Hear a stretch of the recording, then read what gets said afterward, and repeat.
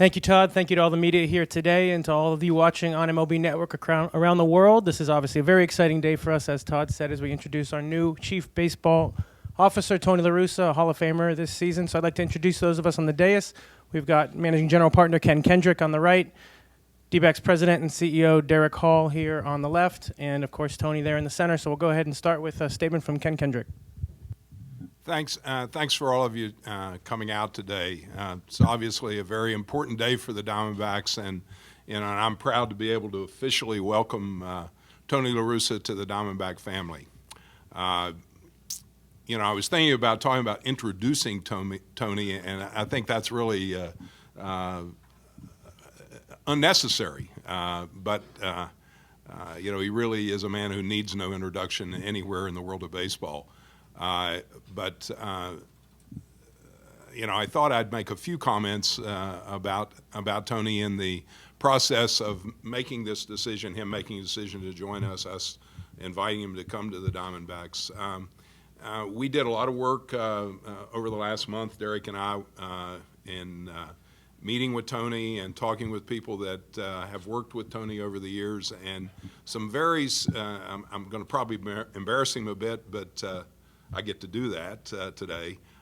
He, was described as by various significant figures in our baseball community, he's had close relationships with, as the smartest baseball guy I know, the hardest working guy that I've ever been around, the most competitive person that I've ever had the pleasure of associating with, and frankly, the most competitive person I have ever competed against.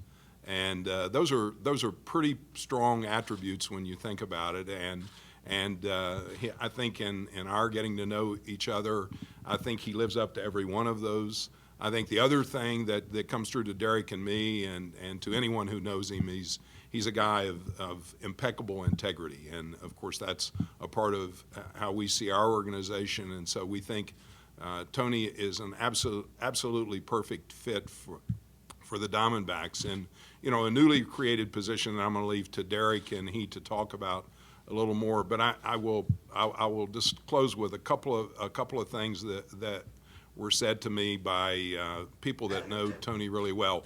One of the people that we first talked to, Tony had worked closely with over the years, and I wanted to give him a heads up last night when this decision was going to be announced today. And when I called him and told him, he said, Ken, I've been thinking about what I told you, and I told you he was going to be really successful when he came with the Diamondbacks, and I've really had second thoughts. And I paused for a moment, and he said, no, he's going to be even more successful than I first told you. So I think that kind of says the kind of impression that he's made on people that he's worked with. His most recent activity, and even as recent as Thursday of this week, when Derek and I were together with all the others who represent our clubs at the owners' meetings, Tony took a lead position in presenting the results to date of the instant replay effort in baseball. And while it hasn't probably been that widely known, Tony really was the leader, quietly, of that whole process. And I think it's a great example of his approach to being completely thorough and very detailed and getting it right. Because I think one of the things that we can all recognize early on is instant replay is a great success. It's better already than we might have first imagined. And of course, it's not without need for improvement, and it will improve. Tony had downplayed what the effect would be, and he lowered our expectations as to how instant replay would work. And I think the expectations now, from what we all thought, have been exceeded. And so, in him coming here, we have significant expectations for the future. We have a tough situation that he's entering. We don't expect that any one person can change this overnight. It took us a while to get where we are. It'll take us a while to change it. But we think we have the right guy at the right time, and we're really delighted and honored to have Tony join us. Derek? It's a big day for the Diamondbacks, no doubt, and this is about improving. We obviously want to improve on the field, and this is a major first step. When we started to look at our situation closely and try and identify which direction we would go, we really preferred creating a position above those that we already have in leadership positions in baseball operations, looking for someone like Tony La Russa. And we spoke to quite a few candidates, but at the end of the day, when you have a Tony La Russa out there, you want him on your team. And we were certainly convinced when we realized that he wanted to be a part of this as well. And the first meeting that we had, I was blown away. You know, knowing Tony over the years, we know each other. We've never really spent much time together, even to talk, baseball philosophy. I've always admired him and watched him and, of course, observed his success. But to talk to him and to hear his thoughts and the way his mind works, he is. I mean, Ken said, the smartest. He absolutely is. He's brilliant, and it is going to take time. But I think having him here and helping us lead this department, it looks good for us. And you look at Tony's credentials, of course, and then you look at the loyalty, in my opinion, every step along the way. When he managed, you look at the players that played for him, you look at the owners that he managed for, the coaches that were under him, every one of those whose lives he touched, they're loyal to him, and that says a lot about him as well. We've been very transparent with our leadership team, with Kevin and with Kirk. They've been great. To their credit, they've handled this the last couple of weeks or month in a very professional manner. I would expect nothing else out of those two. And I think when I reached out to them to let them know today what the move was going to be, they weren't very surprised, because we've even talked about Tony, and I think a few people have seen him around here on occasion. And so they were excited, and they both expressed their excitement to be able to work with him. They know that it's an evaluation period. Tony has a lot of work, a lot of assessing to do, but the simple fact that they embraced it and they were so excited about it, again, tells me a lot about those two individuals. So here we are. It's a new chapter, and I am thrilled and honored as well that Tony has agreed to join our team. Well, there's a lot that Ken and Derek have said that deflect, diffuse, discourage. It's easy to be smart in Chicago when you've got Carlton Fisk and Harold Baines and Greg Luzinski, and then you go to Oakland and you got the Henderson brothers and McGuire and Carney and Stewart, Eckersley. I mean, it goes on and on. You go to St. Louis, and there's a young man named Pujols, along with I could name him going forever. So, I'm excited, and I'll give you an example. I woke up this morning for the first time since the day that the retirement was announced, which was the Monday after the 2011 season. It's the first day I woke up, and I felt the difference. Because for the first time since then, you're back with an organization, and at the end of the day, you're going to be judged by how well your contribution is to the organization's competition. And that's how I grew up. I mean, I really appreciate both of them did not make any reference to my playing career. And so I own that. But that playing career, I learned a lot in organizations, especially the Oakland or Kansas City Oakland A's. And then you go into 3 situations as a manager: Chicago White Sox was outstanding, Oakland was outstanding, St. Louis. So you realize and you enjoyed working within an organization, trying to win a game. And we always learned that's really that simple. It's like tonight, it's Dodgers against the Diamondbacks. There's a score, and there's a winner and a loser. And if you try the best you can, even if you lose, you tip your cap to the other side. It may not be as easy to tip it to the Dodgers sometimes, but it's given some of the results of the last couple of years. But it's the competition. And this morning, for the first time, I felt, guts starting to churn, and you realize that this is going to happen, and you're back in the competitive action. And that's all I've known for 50 years. I do want to mention that the last 2 years and 2 months, I was very, very fortunate that Major League Baseball, led by the Commissioner Selig and all the MLB staffers, Rob Manfred and all the guys that worked on different projects, especially the replay review,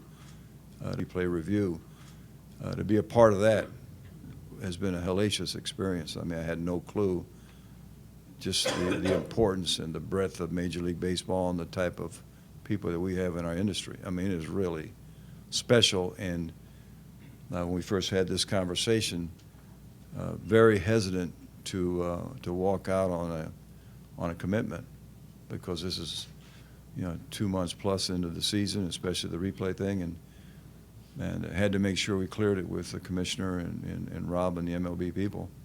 But then I feel like, this one guy that went unnamed about, that Ken mentioned, that this guy's going to be exceptional. I think he's just trying to get rid of me, and he was really trying to pump it up. Because at some point you wear out your welcome, and I probably did there. But it just wanted to get back in the action. I said it from the beginning. I think you probably read that, I never have missed the managing. I missed the winning and losing, and I've always enjoyed responsibility, and all of a sudden you have this opportunity. It's a outstanding organization. I felt it from afar going against it, but I had a chance here in this last week or 10 days to ask a lot of people close to the game, and the reputation of this organization is outstanding. I mean, it's good when you got Roland Heeman working for you. And I've always felt a certain affinity with the Diamondbacks. I just watched Bob walk in a minute ago, and we were part of 2011. When not 2011, but 2001, when that first championship, a division series, was just a classic, and it went to that 5th game, and you beat us a lot like you beat the Yankees with a 9th inning run, and then you went on to win your championship. And I think I went to Bob and actually asked for a piece of the share and for our contribution, and he politely said, "No chance." But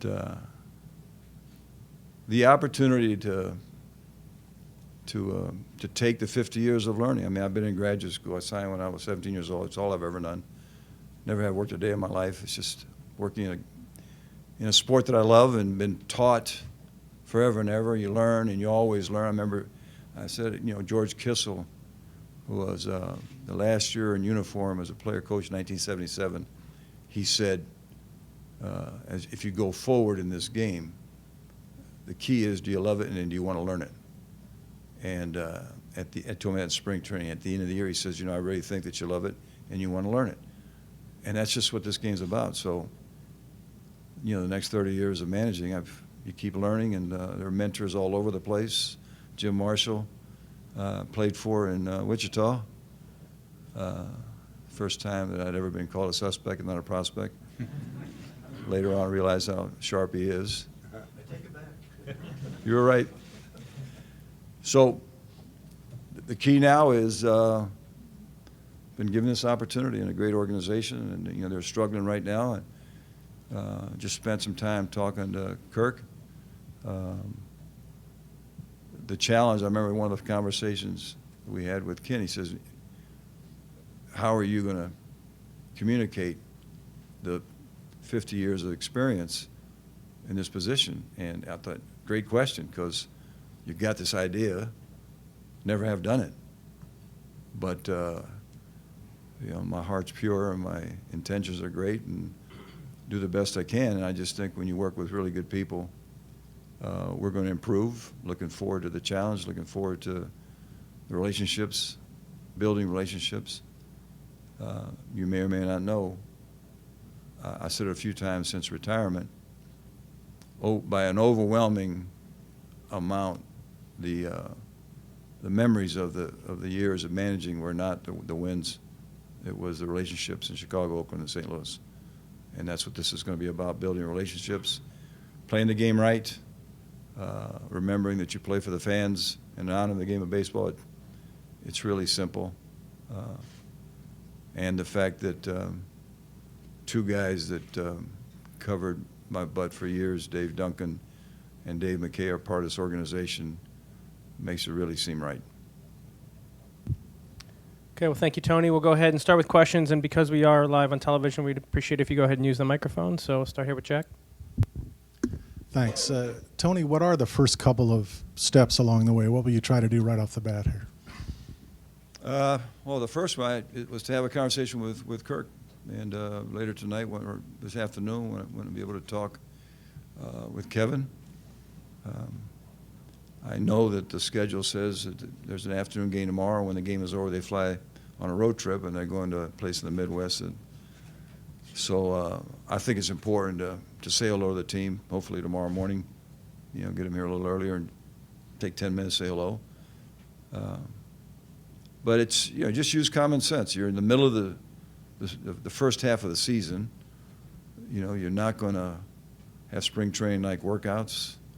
You're going to try to observe. You're going to rely on people that know this organization so you can evaluate, especially the minor leagues. You've got an important draft coming up with some real good opportunities. They have a terrific coaching staff down there. You're going to ask them. I mean, I've watched their team in spring training and watched some games here in the first part of the season, but you're really going to try to understand what we have, and then you put it together with something that I've done for 2 years, which is be up there and watch teams play that not your team, so you're not emotionally invested, and you see the game being played really well at times. You see the game not being played well. There's I think there's some confusion about, things like batting average and striking out and moving runners and stuff, and I'll put my 2 cents in there.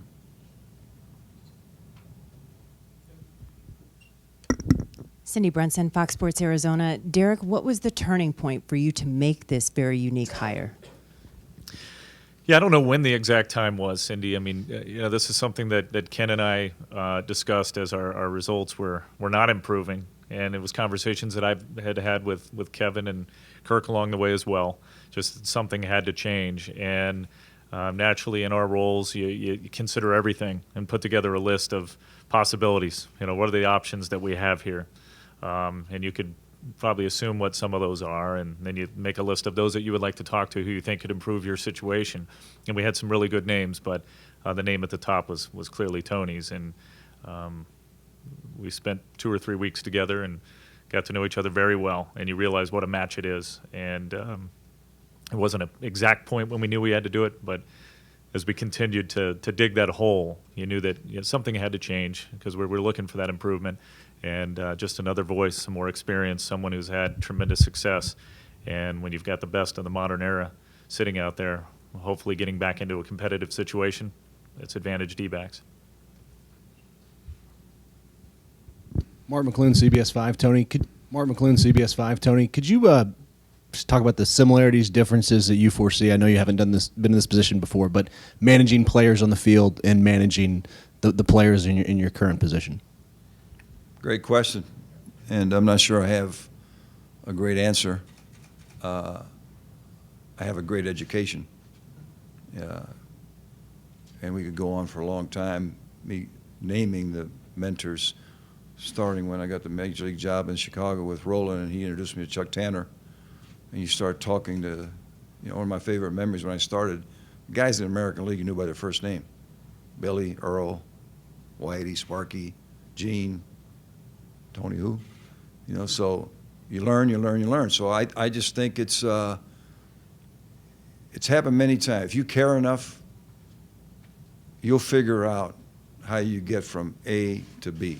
And A right now is taking the education of the many years and figuring out how to get it to different parts of the organization. Because one thing I learned about in those three, it is an organizational wide process and philosophy of competing.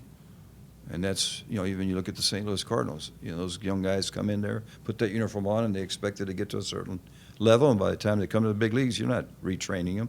You're just reminding. So the process is going to be really get to know the people here, build the relationships, see what's being taught, and see if you think that there's something better. I think there are lessons that I was taught over the years that give you an edge in the competition, anxious to pass them along. Tony, Jude LaCava, Fox Sports. Give us an idea of your philosophy, your tenets that will guide you in the evaluation process of what you want from your team on the field and from this organization. Actually, hesitate to say the first one because I want to say it to the guys tomorrow first. And maybe a little mystery is good for all of us, and I'll tell you tomorrow after I tell them because, I mean, I just think we always felt like our team was our family, and you build the family just like you would your wife and your children. You know, you want to build trust and you want to show caring and earn respect. So that's why I'm being a little facetious with I know the first point I'm going to make tomorrow morning, and I'd rather make it to them first. But it's, you know, there are fundamentals of that relationship, and in the end, you know, my dad always said, the more confusing it is, the simpler you keep it.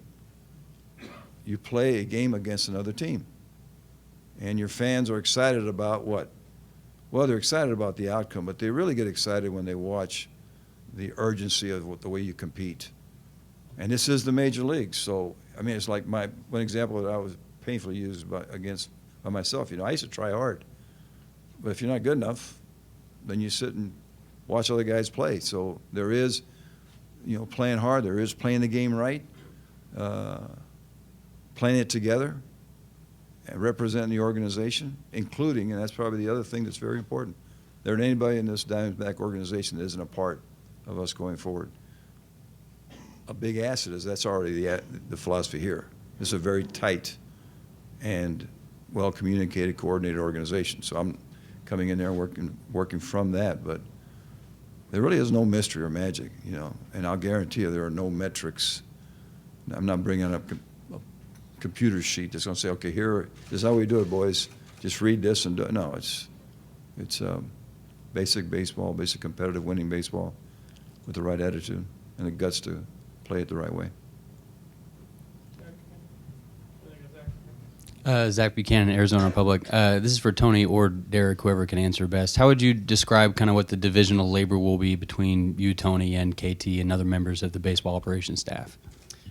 Yeah, I think they're going to work well together. You know, that position needs to. And you've seen a little bit of the structure with some other ball clubs now, and they're starting to take on this form as well. But a general manager, you know, is going to have a lot more of the day-to-day responsibilities of communicating with the actual baseball operations staff, with scouts, with you know, clubhouse staff, trainers, etc. And Tony's going to have a much more higher level and higher look philosophically throughout the entire organization. He will work well with the general manager. Any decisions that are going to be made personnel-wise, he's going to have the final say. So there'll be recommendations from the general manager, from that staff, and Tony will give the yay or nay, but he'll also give direction as well once he assesses what our needs are. It could change what our approach might be at the trade deadline. It could change what our philosophy will be in the offseason. That's really going to be Tony's direction. Then you leave it up to the general manager and his staff to go follow those mandates and find those players if that's the case. If that makes sense, Zach. I'll add one comment to that. We'll see how this works, but there is a certain sensible kind of philosophy here that if everybody in the organization on the competitive side is approaching it in exactly the same way, you end up getting there quicker and getting there better. And that's kind of my attitude from the responsibility that Ken and Derek have given me. You know, I've worked as a field manager, and I knew the general manager would ask the input of our coaches and myself, and he would listen to the scouts and his own opinion. And we might say, we want this guy, and he decided on that guy. And that guy, you know, I understand the levels of decision making. And all I'm saying here is you include everybody in the process, but I think the advantage that we hope to have is that everybody on the competitive side is going to be working from the same thought, philosophy, and from as basic as how you run the bases to, you know, how you measure a guy's character and his competitive guts. Mark? Tony, Mark Brown with Examiner.com. Did Dave Duncan and Dave McKay have any impact on your decision? And talk about the relationship that you've had with those individuals in terms of coming here. Well, that's a sensible question because it's just so coincidental. The answer is that if this opportunity had come not from the Diamondbacks but from another organization that was respected, then I would have considered and maybe have taken that one. The fact that Dave and Dave are here gives us a head start because, in fact, I talked to Dunk this morning, I talked to Dave this morning, because we all agreed to be confidential. So this morning I talked to both of them and already started getting input. But I'm lucky, we're lucky they're here. If I wasn't here, they were still lucky because those two guys are great. But now I feel very fortunate that both those guys are here. So that was influential in your decision? If they were not here and this opportunity, I think the best answer is if neither Dave was here, based on who the Diamondbacks are and the opportunity given, I would still be here. Okay, do we have one more question? Any other questions? All right, well, thank you guys very much for being here. We appreciate your time, and we look forward to seeing you back out here throughout the season.